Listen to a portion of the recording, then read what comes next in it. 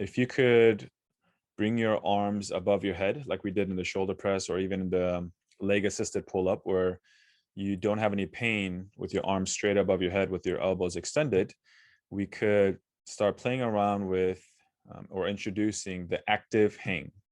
Or you'll see it's just simply hanging. I'm just tall enough to get onto my toes to reach the bar.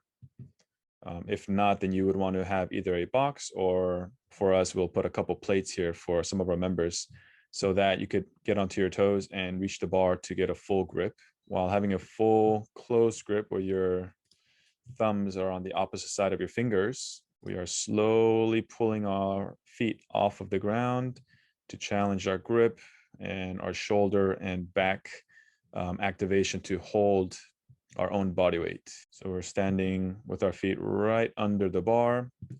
And this is a fault that we see.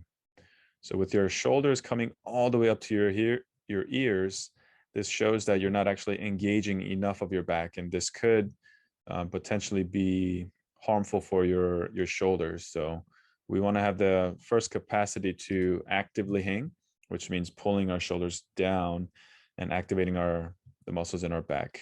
And that's the first step into actually getting a pull up, is being able to actively hang.